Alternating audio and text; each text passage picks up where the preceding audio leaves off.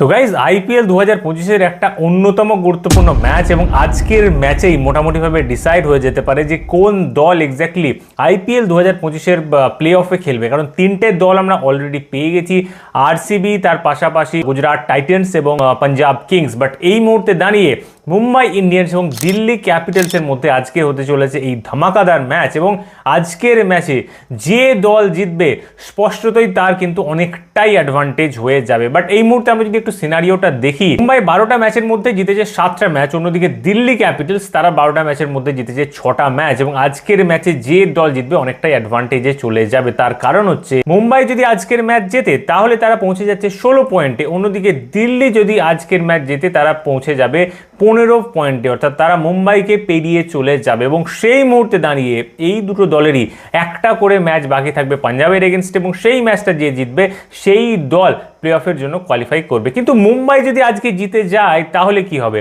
যদি আজকে মুম্বাই জিতে যায় তারা পৌঁছে যাচ্ছে 16 পয়েন্টে, এখানে দিল্লি ক্যাপিটালস কিন্তু কোনোভাবেই আর প্লে অফে কোয়ালিফাই করতে পারবে না। তার কারণ হচ্ছে মুম্বাই আজকে জিতলেই পৌঁছে যাবে 16 পয়েন্টে, এবং অন্যদিকে দিল্লি যদি আজকে হেরে যায় তাহলে তারা থেকে যাবে 13 পয়েন্টে, এবং শেষ ম্যাচে যদি তারা পাঞ্জাবের বিরুদ্ধে জিতেও যায় ম্যাক্সিমাম তারা 15 পয়েন্টে পৌঁছবে, তার বেশি কিন্তু পৌঁছতে পারবে না। অর্থাৎ সব দিক দিয়ে দেখতে গেলে মুম্বাই যদি আজকের ম্যাচে হেরেও যায় তাদের অতটা চাপ নেই, তারা শেষ ম্যাচটা জিতলে প্লে অফে চলে যেতে পারবে। কিন্তু আজকে যদি দিল্লি ক্যাপিটালস হেরে যায় তারা কিন্তু ছিটকে যাবে এবং মুম্বাই স্পষ্টভাবে পৌঁছে যাবে আইপিএল 2025-এর প্লে অফে। এবার এই দুটো দলের বর্তমান ফর্মের কথা যদি বলি তো মুম্বাই ইন্ডিয়ান্স লাগাতার আই থিঙ্ক 5টা কি 6টা ম্যাচ জিতে দুর্দান্ত খেলেছে, এবং পরপর তারা যেভাবে ম্যাচ জিতেছে মনে হচ্ছিল যেন এই সিজনে মুম্বাই চ্যাম্পিয়ন হবে। কিন্তু গত ম্যাচে তাদের গাড়ি মোটামুটি ট্র্যাক থেকে ছিটকে গেছে এমনটাই আমরা বলতে পারি, কারণ গুজরাটের কাছে ঘরের মাটিতে ওয়াংখেড়ে স্টেডিয়ামে মুম্বাই ম্যাচটাতে পরাজিত হয়েছে। যদিও 100% মুম্বাইয়ের ম্যাচটা জেতা উচিত ছিল, ম্যাচটা জেতার মতো পজিশনে তারা ছিল, তার সত্ত্বেও একটা কঠিন মুহূর্তে গিয়ে এই ম্যাচটা থেকে শেষ বলে পরাজিত হয় মুম্বাই ইন্ডিয়ান্স এবং গুজরাট ম্যাচটা জিতে নিয়ে চলে যায়। অন্যদিকে দিল্লি ক্যাপিটালস তারা আগের ম্যাচে দুর্দান্ত পারফর্ম করেছিল, কেএল রাহুলের একটা অবিশ্বাস্য সেঞ্চুরি, তার সত্ত্বেও তার সেঞ্চুরিকে ঢেকে দিয়েছে সাই সুদর্শনের সেঞ্চুরি, এবং 200+ রান করা সত্ত্বেও কিন্তু সেই ম্যাচে জিতে যায় গুজরাট টাইটেন্স, যার অন্যতম কারণ ছিল টস। এবং সেই দিন টসে জিতে প্রথমে ফিল্ডিং করে সেই ম্যাচটা অনেকটাই নিজেদের হাতের মধ্যে রেখে দিয়েছিল গুজরাট টাইটেন্স। তো আজকের ম্যাচে কি হতে চলেছে, টস ফ্যাক্টর আজকের ম্যাচেও কতটা এফেক্ট ফেলতে চলেছে বিস্তারিত আলোচনা করব আজকের ভিডিওতে।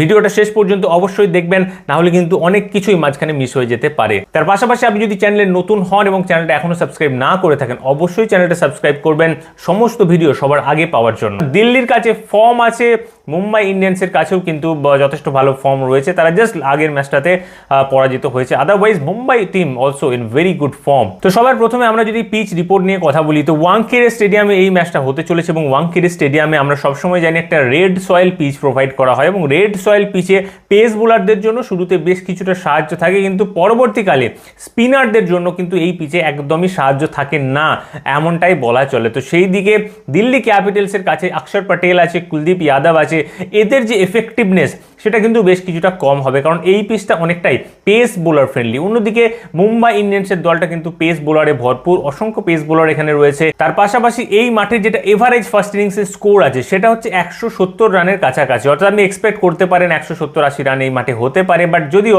এই সিজনে বেশ কয়েকটা 200+ রান হয়েছে, গত ম্যাচে এখানে একটা বৃষ্টি মুখরিত ম্যাচ ছিল, সেখানে 155 মাত্র করতে পেরেছিল মুম্বাই, বাট স্টিল সেই ম্যাচটাও কিন্তু যথেষ্ট ভালো কম্পিটিশন হয়েছিল এবং শেষ বলে গিয়ে গুজরাট ম্যাচটা জিতেছিল। তার আগে লখনৌ সুপার জায়ান্টসের এগেনস্টে এখানে কিন্তু মুম্বাই প্রথমে ব্যাট করে 215 রান করেছিল, যে রানটা চেস করতে পারেনি লখনৌ সুপার জায়ান্টস। যদিও সেই ম্যাচটা একটা ডে গেম ছিল, দিনের খেলা ছিল, বাট এই ম্যাচটা নাইট গেম হতে চলেছে। তো ওভারঅল আমরা এই মাঠে যে স্ট্যাটিস্টিক্স সেটা থেকে বলতে পারি এখনো পর্যন্ত এই মাঠে 50টা ম্যাচে প্রথমে ব্যাট করা দল জিতেছে এবং 65টা ম্যাচে দ্বিতীয় ব্যাট করা দল জিতেছে, যেটা থেকে স্পষ্ট বোঝা যায় এই মাঠেও কিন্তু দ্বিতীয় ব্যাট করা দলের অ্যাডভান্টেজ বেশ কিছুটা থাকে, কারণ ডিউ ফ্যাক্টর এই মাঠে কিন্তু অনেকটাই দেখা যায়। পাশাপাশি মুম্বাই ইন্ডিয়ান্স দলের কথা যদি বলি তো তাদের এই মাঠে যেটা স্ট্যাটিস্টিক্স আছে, এই মাঠে মুম্বাই ইন্ডিয়ান্স তাদের 61% ম্যাচেস জেতে। আইপিএল ইতিহাসে এখনো পর্যন্ত সব থেকে বেশি হোম গ্রাউন্ডে যে দল ম্যাচ জেতে সেটা হচ্ছে চেন্নাই সুপার কিংস এবং কলকাতা নাইট রাইডার্স। দুজনই 70 থেকে 71%-এর কাছাকাছি ম্যাচ নিজেদের হোম গ্রাউন্ডে জিতে থাকে এবং তৃতীয় সব থেকে পাওয়ারফুল টিম যারা নিজেদের হোম গ্রাউন্ডে জেতে সেটা হচ্ছে মুম্বাই ইন্ডিয়ান্স 61%-এর কাছাকাছি। তো ওভারঅল মুম্বাইয়ের কিন্তু হোম রেকর্ড ভালো বলেই আমরা দেখতে পাচ্ছি। মুম্বাই ইন্ডিয়ান্স এবং দিল্লি ক্যাপিটালস দুটো দলই কিন্তু একটা করে হার থেকে আসছে, তবে মুম্বাই যে ম্যাচটা হেরেছিল অলমোস্ট তাদের জেতা ম্যাচ ছিল। অন্যদিকে দিল্লি ক্যাপিটালস তারা কিন্তু একতরফা ম্যাচে হেরেছিল গুজরাটের কাছে। 200+ রান করা সত্ত্বেও 10 উইকেটে সেই ম্যাচে পরাজিত হয়েছিল দিল্লি ক্যাপিটালসের এই দল এবং কেএল রাহুলের সেঞ্চুরিকে ছাপিয়ে গিয়েছিল সাই সুদর্শনের সেঞ্চুরি। ওভারঅল আমরা যদি দুটো দলের আজকে তুলনা করি তো খুব স্পষ্টতই মুম্বাইয়ের যে ব্যাটসম্যানরা রয়েছে তারা কিন্তু যথেষ্ট ভালো ফর্মে রয়েছে। টপ অর্ডার থেকে শুরু করে মিডল অর্ডার, লোয়ার অর্ডার প্রত্যেকটা ডিপার্টমেন্ট কিন্তু মুম্বাইয়ের ব্যাটিং লাইনআপে ফর্মে রয়েছে। সূর্যকুমার যাদব থেকে তিলক বর্মা, রায়ান রিকালটন, নমন ধীর, তার পাশাপাশি উইল জ্যাক্স প্রত্যেকটা প্লেয়ার কিন্তু এখানে ফর্মে রয়েছে। অন্যদিকে দিল্লি ক্যাপিটালসের ব্যাটিং লাইনআপের কথা যদি আমি বলি, দেখুন দিল্লি ক্যাপিটালসের ব্যাটিং লাইনআপটা এই সিজনটা শুরু করেছিল দুর্দান্তভাবে। অভিষেক পোরেল প্রত্যেকটা ম্যাচে দারুণ ব্যাটিং করছিল, দারুণ শুরু দিচ্ছিল, কিন্তু তার সত্ত্বেও দিল্লির মনে হলো আমরা এই শুরুটাকে আরও ভালো করতে চাই এবং অভিষেক পোরেলকে টপ অর্ডার থেকে ডাউন করে দেওয়া হলো এবং তারপরেই শুরু হলো দিল্লি ক্যাপিটালসের খারাপ ফর্ম। একের পর এক ম্যাচে তারা হারতে শুরু করলো এবং কখনো করুণ নায়ারকে দিয়ে ওপেনিং করা হচ্ছে, কখনো জ্যাক ফ্রেজারকে দিয়ে ওপেনিং করানো হচ্ছে, কখনো ফাফ ডুপ্লেসিকে দিয়ে ওপেনিং করানো হচ্ছে, বাট ইভেন্চুয়ালি কেএল রাহুল এবং ফাফকে দিয়ে এই মুহূর্তে এই দলটা ওপেনিং করাচ্ছে এবং পোরেলকে রাখছে 3 নম্বরে। তো নিশ্চিতভাবে একটা বিষয় এখানে দিল্লির ব্যাটিং লাইনআপে দেখা যাচ্ছে, কেএল রাহুল ছাড়া এই মুহূর্তে এই দলটাতে সেই অর্থে আর কেউ কিন্তু ফর্মে নেই। আশুতোষ শর্মা অনেকটাই নিচে আসছে, আদারওয়াইজ ক্রিস্টান স্টাফসের তরফ থেকেও সেই টাইপের কিন্তু ফিনিশিং আমরা দেখতে পাচ্ছি না যেটা তার থেকে এক্সপেক্টেড থাকে। তো ওভারঅল দিল্লি ক্যাপিটালসের দলটা অনেকটাই নির্ভর করছে কেএল রাহুলের উপর এবং কেএল রাহুল যদি এখানে তাড়াতাড়ি আউট হয়ে যায়, যার পুরো সম্ভাবনা রয়েছে কারণ ট্রেন্ট বোল্ট সেখানে থাকবে, জাসপ্রীত বুমরা সেখানে থাকবে, সেই ক্ষেত্রে বড় সড়ো সমস্যার মধ্যে পড়ে যাবে দিল্লি ক্যাপিটালস। এবং Faf du Plessis, Tristan Stubbs, Ashutosh Sharma এরা কিন্তু সাপোর্টিভ রোল খেলতে পারে, কিন্তু কেএল রাহুল যে টাইপের ফর্মে রয়েছে তার উইকেটটা চলে গেলে এদের পক্ষে কিন্তু ম্যাচ বাঁচানোটা কিন্তু অনেক বেশি মুশকিল হয়ে যাবে বলে আমার মনে হচ্ছে। অন্যদিকে যেমনটা বললাম মুম্বাইয়ের ব্যাটিং লাইনআপটা কিন্তু দুরন্ত ফর্মে রয়েছে। বোলিং ডিপার্টমেন্টের কথা বলতে গেলে দেখুন মুম্বাইয়ের বোলিং ডিপার্টমেন্টটা কিন্তু অনেকটাই সেটেলড। আগের দিনে 150 রানের একটা ম্যাচকে তারা কিন্তু ইন্টারেস্টিং বানিয়ে দিয়েছিল। তো মুম্বাই ইন্ডিয়ান্সের নিশ্চিতভাবে এখানে বুমরা থেকে শুরু করে বোল্ট আছে, চাহার আছে, অসাধারণ একটা বোলিং লাইনআপ। এর সাথে হার্দিক পান্ডিয়া বোলিং করবে, যদিও হার্দিক পান্ডিয়ার বোলিং ওয়াংখেড়ের এই পিচ অনুযায়ী খুব একটা ভালো হওয়ার কথা নয়, কারণ এই পিচটা কখনোই সেই অর্থে হার্দিক পান্ডিয়ার বোলিংকে সাপোর্ট করে না।